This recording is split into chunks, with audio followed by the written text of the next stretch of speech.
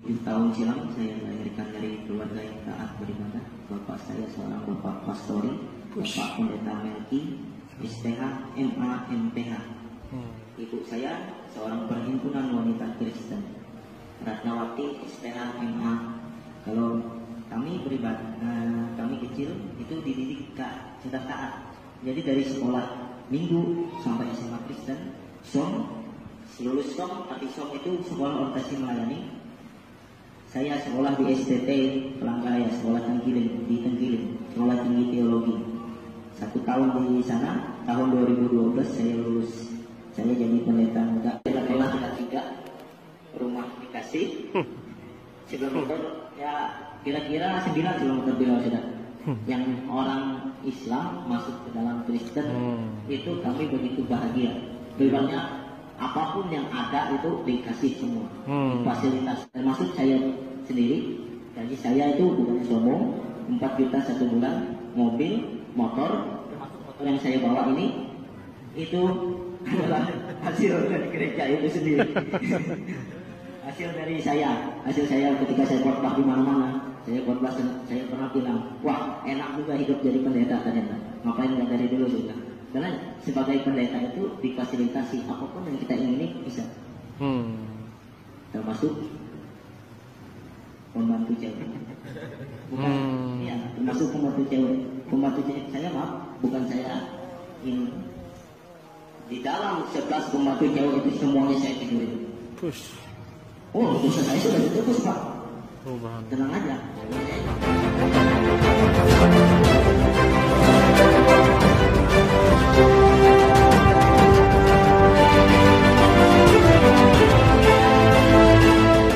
Jumpa lagi dengan saya, Koram Kristo, si mata minimalis, hidung ekonomis, mulut yang manis, dan kumis yang tidak bau amis. Sekarang saya ada di ruangan BFM Channel bersama Bapak Pendeta Bobowanto, Ketua DPD API Provinsi Kalimantan Tengah, berserta dengan Bapak Samuel Gunawan, ya, yang sering muncul di channel BFM. Mungkin Bapak Ibu Saudara sudah tahu, ya. Jadi Bapak berdua baru saja kita menyaksikan cuplikan video. Ada seorang pendeta yang mengaku-ngaku mantan pendeta, yang difasilitasi dengan mobil beserta motor, beserta 11 pembantu yang berhasil dia tiduri, Bapak. Nah, sekarang bagaimana pandangan Bapak mengenai fenomena tersebut?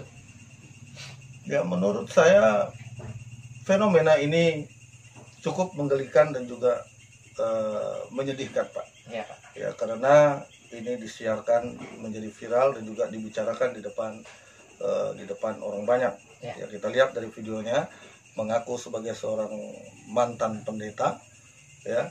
Setelah itu mendapat pencerahan, ya, sehingga bercerita di mana-mana, berbicara bahwa dia sudah pindah agama dengan membawa cerita bahwa beliau mantan pendeta, sekolah di STT Tangkiling lagi katanya, Pak, 1 tahun lulus jadi pendeta. Itu satu yang spektakuler. Saya rasa orang ini sangat jenius, tetapi ya saya bisa lihat bahwa ini adalah kebohongan. Setelah itu difasilitasi dengan luar biasa, gajinya 4 juta, anak pendeta lagi katanya, bapak ibunya pendeta katanya. Itu satu kebohongan yang luar biasa dan akan kita telusuri. Jadi apa memang ada sekolah teologi ya, tinggi teologi ya, yang terdaftar di Tangkiling Palangkaraya ini, Pak? Setahu saya di Tangkiling itu hanya ada sekolah Alkitab, Pak. Ya, sekolah Alkitab. Ya. Itu bukan sekolah teologi ya? Bukan sekolah teologi ya. Dan yang bisa lulus 1 tahun jadi pendeta pun saya rasa di seluruh dunia ini tidak ada, Pak. Ya, di seluruh dunia ini pun tidak ada. Jadi ini satu karangan saja, dan ini hanya orang oknum saja yang sedang mencari sensasi, Pak. Ya. Selama ini Bapak yang ada di dalam lembaga Asosiasi Pendeta Indonesia, apa Bapak pernah mendengar atau memang ada sinode atau organisasi gereja yang memfasilitasi seorang pendeta dengan begitu mewahnya? Sebab saya jadi tertarik, Pak, untuk menjadi seorang pendeta kalau memang seperti itu. Bersama Bapak. Ya, bagaimana, Pak? Hampir 25 tahun, Pak, saya pelayanan, dan saya tidak pernah mendengar hal yang seperti itu.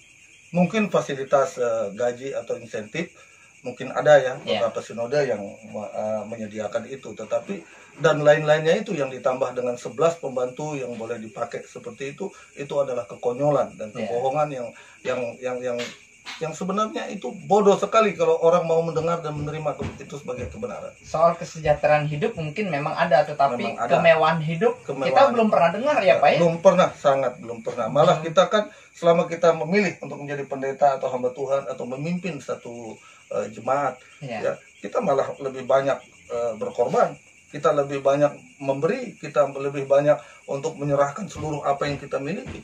Hampir-hampir kita tidak ada menerima apa-apa Pak. Ya, kita hanya menerima berkat Tuhan itu adalah untuk mencukupkan untuk jemaat, bukan untuk diri kita, untuk kita nikmati sendiri. Saya tahu pendeta itu seperti itu. Dari pembicaraannya yang kita baca, kita dengar, difasilitasi seperti itu, seolah-olah posisi sebagai pendeta itu sebagai posisi yang sangat sangat enak, sangat nikmat sekali. Ya, asal saya lulus teologi, otomatis simsalabim menjadi pendeta. Saya tidak pernah dengar itu Pak. Sulit ya Pak untuk mencapai itu, baik organisasi gereja manapun ya. Organisasi ada gereja kualifikasi dan persyaratan tertentu ya sangat Bapak berat, ya. Pak, sangat jadi berat. Memang tidak ada sekolah teologi Tengkiling yang terdaftar di Kementerian Agama maupun di BAN-PT ya. Lalu yang kedua juga tidak benar ada pendeta, ada sinode yang memfasilitasi dengan begitu mewahnya, apalagi dengan 11 pembantu yang ya kan? Dipakai katanya Pak. Yang boleh dipakai mana saja. Silakan diverifikasi, dicek kebenarannya, itu tidak ada. Ini dari sumber yang bisa kita percaya. Nah, di video itu tersebut juga kita mendengar ada perkataan dia, ya katanya dia menyinggung ajaran Kristen bahwa dosanya bisa ditebus dengan kematian Yesus di atas kayu salib, maka dosanya sudah diampuni dengan begitu saja, jadi dia bisa suka-suka berbuat dosa. Nah, untuk yang ini nanti kita minta untuk Bapak Pendeta Samuel memberikan pandangannya atau memberi pencerahan buat kita semua. Silakan Bapak. Baik, terima kasih. Yang pertama ingin saya tanggapi ialah bahwa seluruh video cuplikan tersebut hampir semuanya adalah berita bohong. Ya. Berisi kebohongan untuk membangun opini publik yang bersifat manipulatif. Ya. Yang pertama. Yang kedua, ya, sudah dijelaskan oleh rekan saya, Bapak Pendeta Bobo dari Asosiasi Pendeta Indonesia, bahwa STT selama saya lahir dan dibesarkan di Palangkaraya dan sekarang domisili Palangkaraya, yang namanya STT Tengkiling itu tidak ada dan tidak pernah ada. Dan saya kan tahu, saudara, saya sebagai seorang teolog mempunyai jaringan dengan teolog-teolog di Indonesia. Ya, jadi saya bisa tahu hal ini.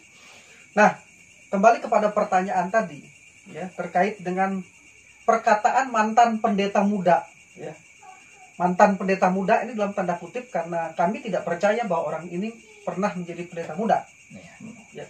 Dalam cuplikan video tersebut yang menyatakan bahwa karena Kristus telah menebusnya di atas kayu salib sehingga ia bebas berbuat dosa, dalam hal ini berzinah atau cabul dengan 11 wanita yang dikatakannya difasilitasi karena tugasnya sebagai pendeta muda di salah satu gereja.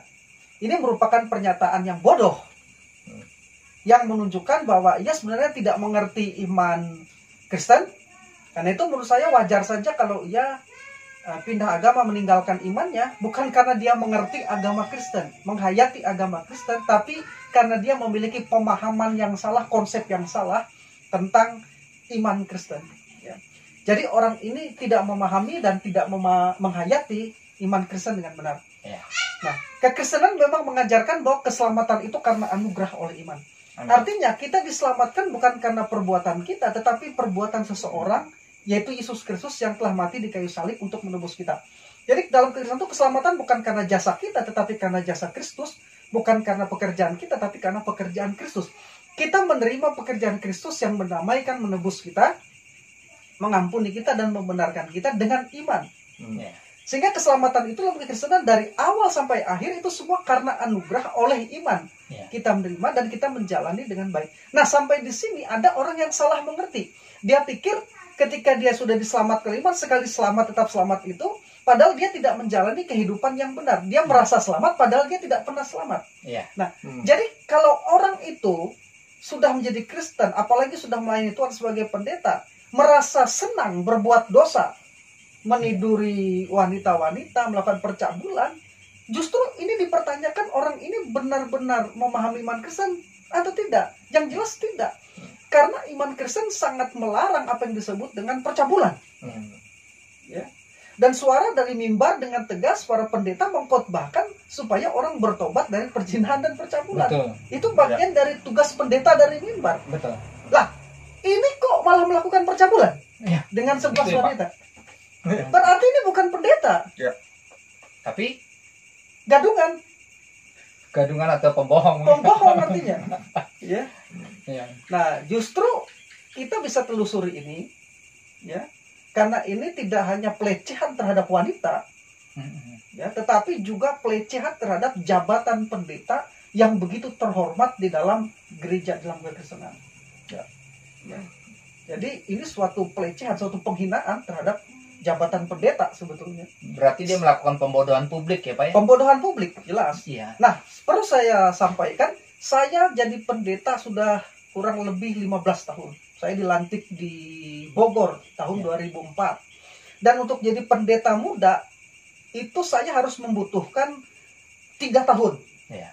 Baru saya diangkat jadi pendeta muda. 3 tahun kemudian, kalau saya lulus ujian rohani, ujian karakter, ujian hidup, dan ujian-ujian lainnya, baru saya bisa diangkat jadi seorang pendeta. Itu pun direkomendasi oleh pendeta senior. Jadi ada kualifikasi. Saya ini memenuhi qualified enggak? Memenuhi kualifikasi itu enggak untuk jadi seorang pendeta. Jadi lalu setelah direkomendasi, ini tidak langsung diterima. Di pusat itu diuji lagi. Ya, diteliti benar-benar layak apa tidak menjadi pendeta. Jadi ini menjadi seorang pendeta tidak segampang itu. Nah, yang ingin saya tekankan ialah Paulus mengajarkan begini. Dalam Roma pasal yang ke-6 ayat 1-2, dalam satu pertanyaan retorik, Paulus mengatakan, bolehkah kita bertekun di dalam dosa supaya makin bertambah kasih karunia? Nah, Paulus segera menjawab dengan tegas, sama sekali tidak. Dia katakan, bukankah kita telah mati bagi dosa? Bagaimana kita masih dapat hidup di dalamnya? Nah, karena itu orang yang terus-menerus berbuat dosa tetapi merasa telah diselamatkan, seperti contoh mantan pendeta muda dalam video tersebut, sebenarnya bukan membuktikan bahwa ia selamat. Ya, namun justru membuktikan bahwa ia betul-betul membutuhkan keselamatan. Amin. Ini orang terhilang dan membutuhkan keselamatan di dalam Kristus. Ya. Karena orang yang sudah diselamatkan itu dikatakan di dalam 1 Yohanes pasal 3 ayat 6 dikatakan begini. Karena itu setiap orang yang tetap berada di dalam Dia, itu Kristus, tidak berbuat dosa lagi. Ya. Setiap orang yang tetap berbuat dosa tidak melihat dan tidak mengenal Dia. Berarti dari teks kitab suci ini mantan pendeta muda ini tidak mengenal kebenaran, tidak mengenal Kristus. Sebab kok dia pendeta tapi berbuat cabul dengan 11 wanita. Jadi dia tidak memenuhi standar sebagaimana yang disampaikan oleh kitab suci ya, Pak? Bukan tidak memenuhi lagi, sangat tidak. Berarti dia juga tidak bisa dikatakan bisa mewakili daripada kekristenan ya? Tidak. Sama sekali bukan mewakili. Jadi dia mewakili dirinya sendiri yang memang mempunyai karakter cabul di dalam dirinya. Saya katakan ini secara psikologis orang ini cabul. Ya, bagaimana bisa? Ya, dia melakukan hal itu. Berarti ini karakter akhlak dia. Saya tanya sama Bapak berdua, kira-kira motivasi apa dia untuk menyampaikan hal tersebut dari apa yang dia sampaikan kepada orang lain, sehingga dia mengeluarkan statement-statement seperti itu yang disinyalir atau terdeteksi sama kita sebagai sebuah kebohongan. Silakan, siapa dulu Bapak? Begini ya, orang pindah agama itu kan wajar. Ya. Kenapa saya katakan wajar? Pindah agama itu adalah fenomena yang biasa. Suatu pilihan ya. Karena itu melibatkan pilihan keputusan. Ya. Dengan berbagai alasan. Bisa orang pindah agama itu karena pencerahan. Ya. ya, dia mendengar satu pesan yang disampaikan, mungkin khotbah dalam Kristen atau dakwah, lalu dia tertarik, ya, dan dia mulai mempelajari. Akhirnya dia memutuskan untuk memilih dan memutuskan untuk berpindah. Yang kedua bisa jadi dia karena masalah ekonomi, bisa jadi. Yang ketiga bisa jadi karena pernikahan, ya, dia menikah dan mengikuti pasangannya. Saya tidak mempermasalahkan orang ini pindah agama. Yang saya permasalahkan ialah dia menggambarkan agama sebelum yang dianut, yaitu kekristenan, dengan cara yang salah terkait dengan tugas orang pendeta. Nah, ini yang saya permasalahkan, dia menggambarkan dan menceritakan kebohongan, ya, menggambarkan yang salah. Nah, jadi orang ini sama sekali tidak merepresentasikan seorang pendeta Kristen. Tidak. Nah, sekali lagi saya ingin tambahkan sedikit tentang kualifikasi pendeta. Ada 3 kualifikasi menurut Alkitab pendeta, belum lagi ditambah aturan-aturan sinode atau gereja. Ya. Dalam Alkitab, kualifikasi seorang pendeta itu satu adalah kualifikasi yang berkaitan dengan moral atau akhlak. Yang kedua, kualifikasi yang berkaitan dengan keadaan rohaninya, spiritualitasnya. Dan yang ketiga, kualifikasi terkait dengan rumah tangga. Karena kebanyakan pendeta, jadi pendeta itu sudah berumah tangga. Hampir kebanyakan, walaupun ada yang lajang ketika dia jadi pendeta dan memang diangkat karena dia memenuhi kualifikasi. Nah, saya mulai dengan sedikit mengenai persyaratan moral.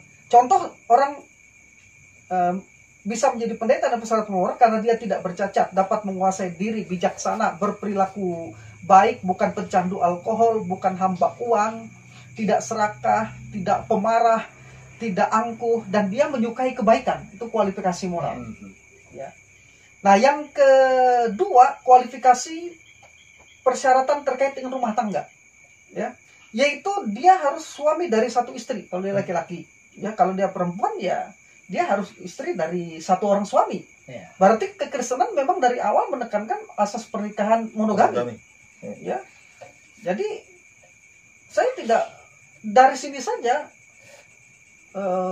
pendeta yang mengaku pendeta muda ini tadi, mantan pendeta muda ini tadi sudah tidak memenuhi kualifikasi, ya, karena dia telah melakukan percabulan dengan 11 wanita yang dikatakannya difasilitasi sebagai pembantunya. Ya. Nah, kemudian persyaratan yang lainnya ialah bahwa dia dapat memimpin keluarganya. Ya, itu persyaratan yang sangat penting. Karena Alkitab katakan bagaimana dia memimpin umat, memimpin rumah tangganya saja dia tidak bisa. Bahkan dalam hal rumah tangga, seorang pendeta dituntut begitu, ya, kualifikasinya. Ya. Nah, yang terakhir yang tidak kalah penting adalah persyaratan rohani. Ya. Dia cakap mengajar orang lain. Ya, ini tapi gimana bisa mengajar orang lain? Kelakuan seperti itu. Nah, terus dia juga mempunyai nama baik. Bukan hanya di lingkungan gereja, tapi di luar lingkungan jemaat juga. Di masyarakat dia juga punya nama baik itu. Ya. Nah, kemudian dia memiliki kehidupan yang saleh. Yang ini tadi kan bagaimana bisa menggambarkan kehidupan saleh kalau kelakuan seperti itu. Ya. Kemudian dia berkata benar. Lah, ini hampir semua yang diucapkan di video tadi, cuplikan tadi adalah kebohongan. Ya, jauh dari kualifikasi seorang pendeta. Ya, serta sanggup menasehati dan menjadi teladan. Intinya, mantan pendeta muda dalam video tadi itu tidak sama sekali bisa menjadi teladan. Ya. Artinya tidak satupun kualifikasi yang dapat dipenuhinya untuk menjadi seorang pendeta. Itu syarat Alkitab. Belum lagi syarat yang ditetapkan oleh masing-masing sinode. Ya, saya kira itu. Untuk Bapak Pendeta Bobowanto, sebagai seorang yang ada di lingkup organisasi Asosiasi Pendeta Indonesia, setelah Bapak mendengar video tersebut, kira-kira apa Pak dampak dari perkataan pernyataannya tersebut buat orang yang akan masuk buat orang yang akan menjabat menjadi pendeta atau yang memang sudah menjadi seorang pendeta, Pak? Silakan, Pak. Saya rasa kalau untuk kita tidak ada dampaknya sama sekali, Pak. Ya, karena kita di dalam kekristenan, ya, di dalam sekolah teologi atau sekolah misi, kita tidak diajarkan untuk mendengar kebohongan seperti itu. Kita diajarkan tentang kebenaran setiap saat oleh mentor-mentor kita, oleh para pengajar kita. Nah, yang menjadi topik saya, jadi concern saya adalah saya kasihan dengan orang ini. Kasihan, Pak, ya. Saya juga kasihan dengan para pendengarnya yang ketawa-ketawa mendengar. Saya dengar di videonya itu tadi, karena mereka mendengarkan kebohongan dan mereka menelan kebohongan itu sebagai kebenaran. Nah, jadi sebenarnya menjadi tugas kita untuk mengklarifikasi ini semua, terutama setelah kita dengar video itu, lokasinya ada di Palangkaraya, ada beberapa tempat yang disebutkan, ya Hotel Hawaii tadi Pak ya, tentang STT Tangkiling tadi. Setelah itu nama orang tuanya katanya, nama pendeta, bapaknya pendeta, ibunya pendeta. Setelah itu dia pendeta muda yang pernah melayani di Hotel Hawaii. Kita bisa lacak Pak itu Mudah lokasinya, gampang sekali karena kota Palangkaraya ini kecil. Pasti bisa ketemu.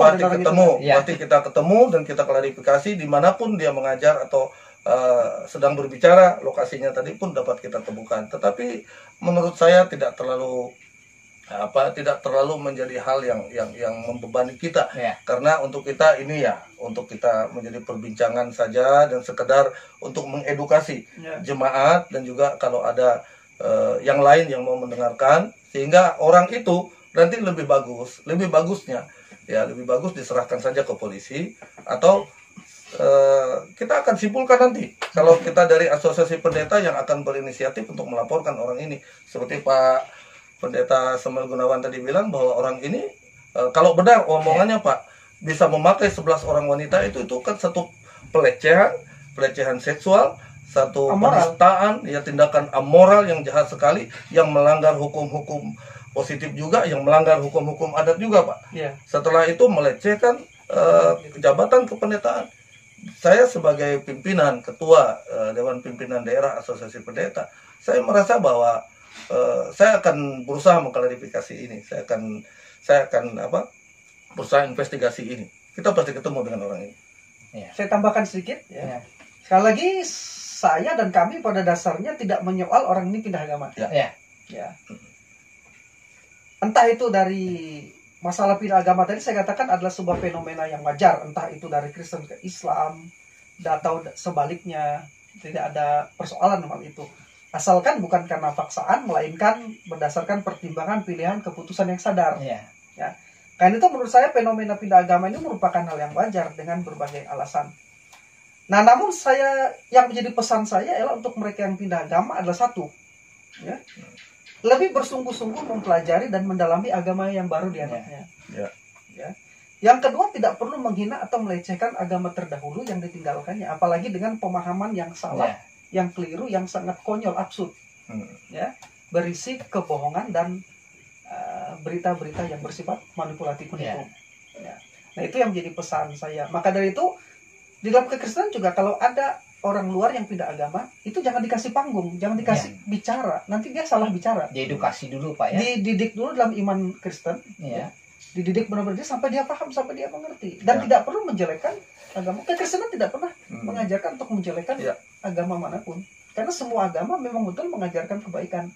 Hanya kekristenan mengajarkan cara keselamatan yang berbeda dari agama-agama yang lain. Kita mengajarkan keselamatan karena anugerah oleh iman karya Kristus di kayu salib.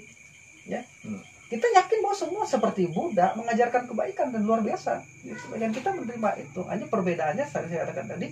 Nah, jadi kita tidak perlu menjelekkan agama orang lain. Dan di kekristenan harus seperti itu, Dan memang begitulah keadaan, kita tidak menjelek-jelekan, mengajarkan kepada orang yang mungkin tadinya bukan dari Kristen lalu pindah agama Kristen. Kita justru mengajarkan mereka untuk menghargai agama lainnya. Karena sekali lagi, pindah agama itulah pilihan dan keputusan yang harus dapat dipertanggungjawabkan. Jadi yang terpenting adalah bagaimana ia menghidupi imannya sekarang. Dia menghayati dan menghidupi iman sekarang, bukan menjelek-jelekan agama yang lain. Itu saja. Terima kasih Bapak Pendeta Samuel Gunawan beserta Bapak Pendeta Babowanto. Itulah dari kami pemirsa yang budiman, kiranya itu menjadi berkat, dan video ini tidak dimaksudkan untuk menyerang agama tertentu, tetapi ditujukan untuk komentar, fitnah, atau omongan-omongan miring terhadap kekristenan. Kiranya kita semua diberkati, Tuhan Yesus memberkati kita semua. Amin. Amin.